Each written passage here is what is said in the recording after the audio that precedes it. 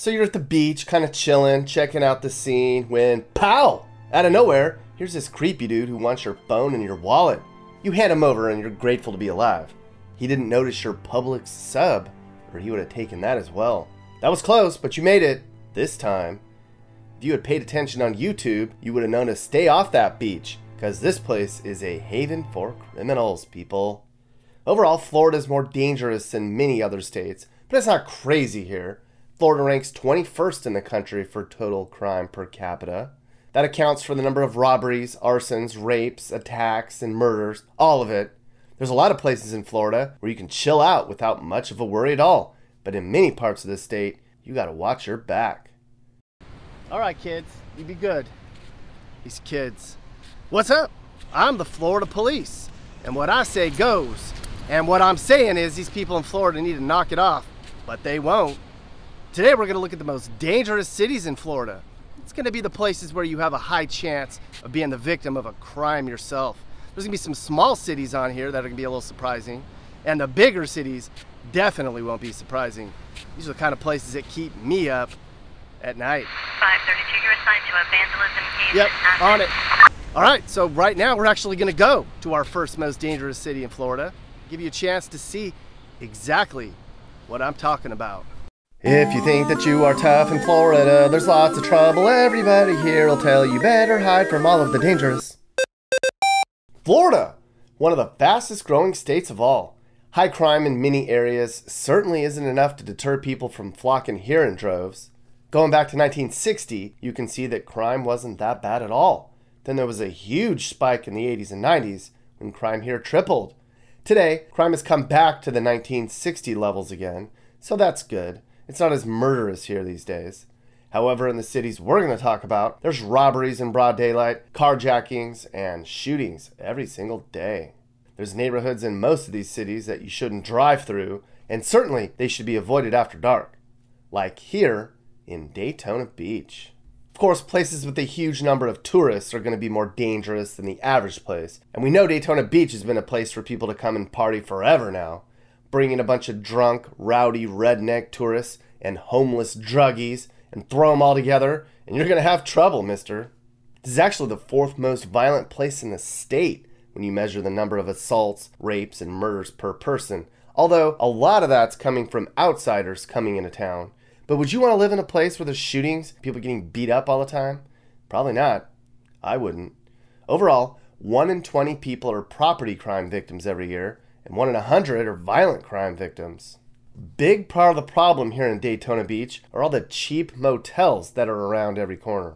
Check this out. In the last 3 years, the police report log for one motel is 17 pages long, and the motel has 8 rooms.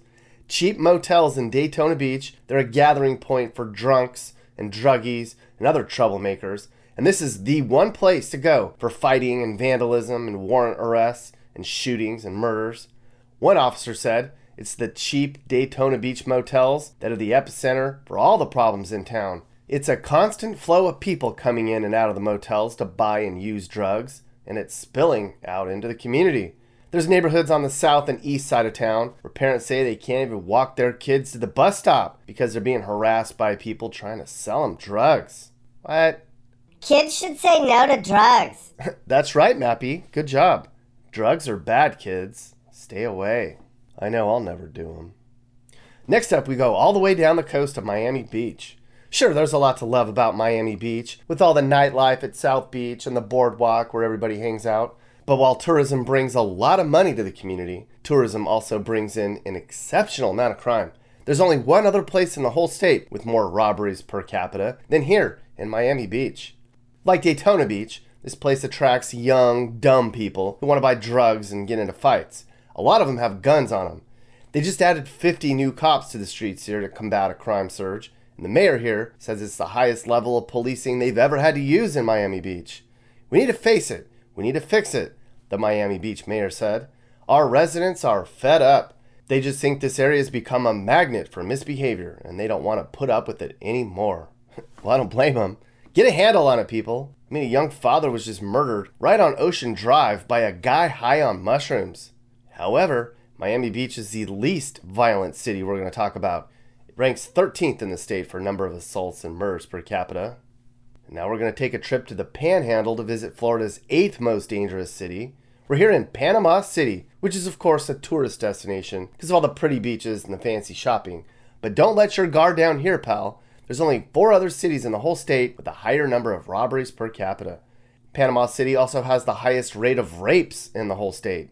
That's just sick and terrible.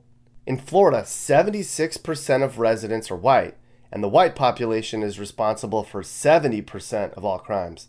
The black community is 14% of Florida's population, but blacks make up 26% of total arrests.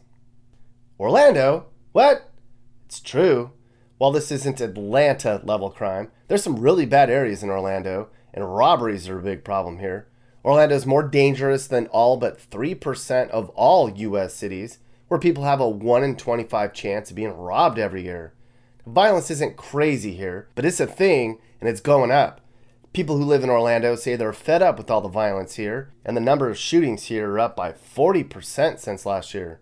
People face a 1 in 124 chance of being attacked or shot at. The worst parts of Orlando are in the north end in an area called Pine Hills. They call it Crime Hills. And then the south side of town's really bad, all along Orange Beach Trail. They're being more aggressive here in Orlando to fight off all these shootings. They're going out and arresting gang members more, and they're just going out and talking with people in the community. More cops on the streets help settle things a bit, so that's good. Now they say mentoring youths is a good way to prevent them from turning to a life of crime.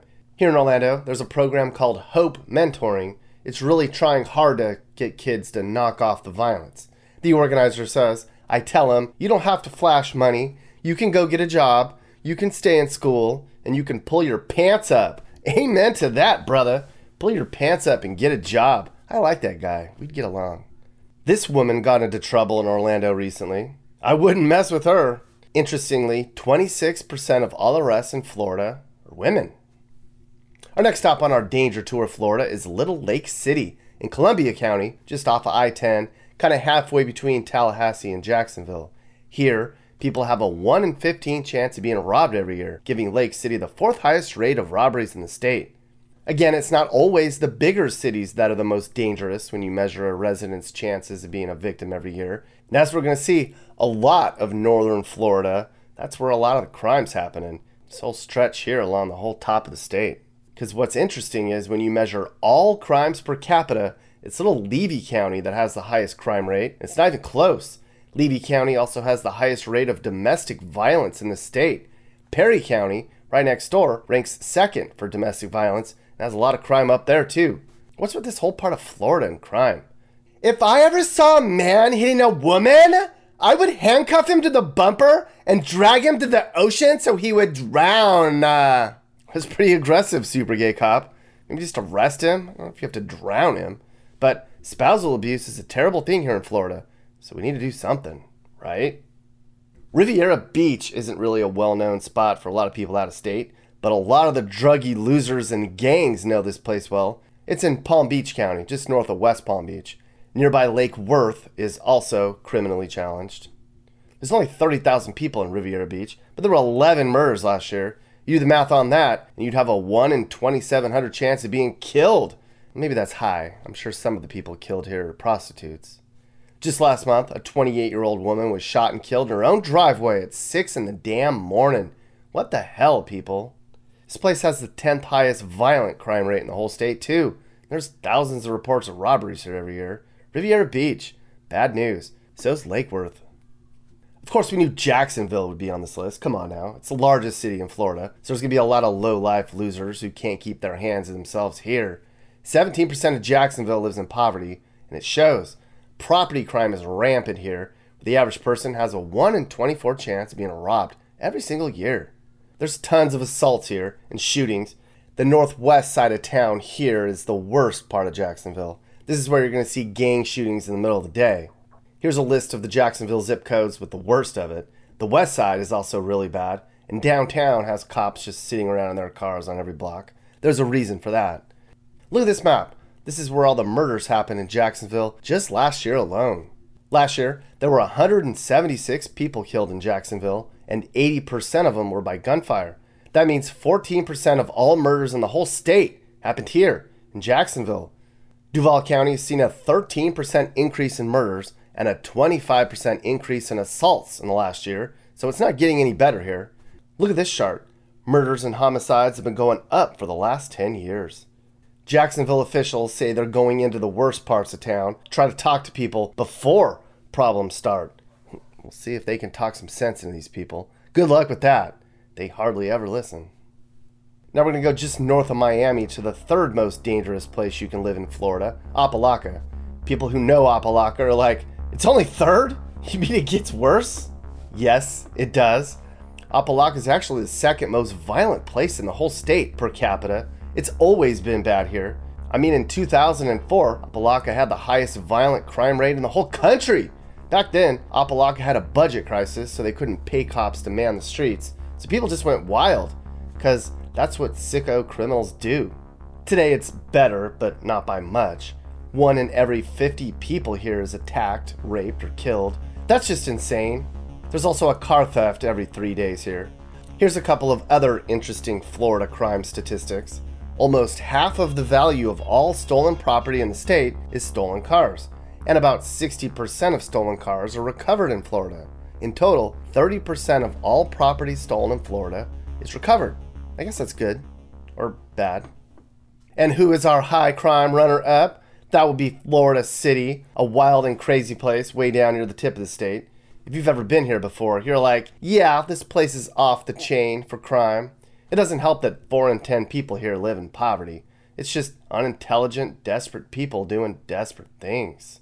In Florida City, the violent crime rate's a staggering 3,000 incidents per 100,000 people, and that's 8 times higher than the national violent crime rate, and that makes Florida City the most violent place in the state.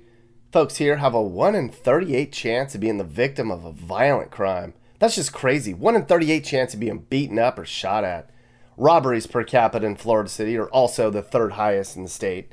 1 out of 11 people here has property stolen or their home burglarized every single year. Florida City, bad news, people. And our most dangerous place to live in Florida is probably not going to be a surprise. It's Miami, everyone. You have a 1 out of 157 chance of being the victim of violence every single year in Miami, and a 1 in 15 chance of being the victim of a property crime. So 25% of Miami lives in poverty, but there's a huge wealthy population here too. Mix the rich and the poor so closely, and you're going to have trouble. Miami's very much a good block, bad block type of place. You have these really safe neighborhoods right next door to crime-ridden slums.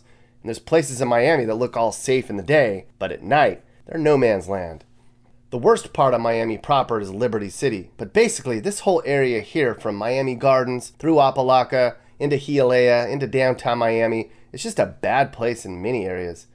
They're actively gentrifying some of the worst parts of Miami, so hopefully that runs the riffraff out, but it is bad here. Miami gets a lot of bad press, actually. It was once called the worst place to live in the country, even worse than Detroit. News agencies regularly say Miami's just a terrible place to raise a family, one of the worst places to retire too. It's just really, really bad here for crime. It doesn't get any worse in the whole state. An upside to all this is the high number of concealed carry holders in Miami. That means there's lowlives that are probably less likely to do things because, well, a lot of folks in Miami are packing heat. Now, Florida's the third most populous state overall, so there's bound to be problems. Mix in booze and drugs and crazy Florida man, and you're going to have big problems. You can see on this map that a lot of the most dangerous regions in Florida are going to be in the northern part of the state. That's where all the problems happen, for the most part. But of course, there's plenty of safe places here too. I'm sure you're curious to know about that. Well, the safest counties when you measure crimes per capita are Union, Gilchrist, and Santa Rosa counties. And some of the safest cities here where you can relax and not have to deal with all this BS are going to be wealthier places like North Palm Beach, Weston, Longboat Key, Sanibel, and Marco Island. So go there if you want to keep your family and your Publix subs safe. If you think that you are tough in Florida, there's lots of trouble. Everybody here will tell you better hide from all of the dangerous. Hey guys, so if anything I just talked about upset you or made you sad or mad, well then do something about it. Call your local leaders and demand change. Chip in and help those in need. Make your community better, because communities don't get better without hard work and determination. America's a great place. It just needs some more love and pride. This is Sage, Nick's manager. This has been a Corner House Entertainment production. And are you looking to move and need advice? I do consulting. That's right. I'll sit down and talk about where the next perfect place for you and your family should be. I do it all the time. Together, let's find you a new home that's safe and checks all your boxes. You can get my email in the description to find out how I can help you find your perfect relocation.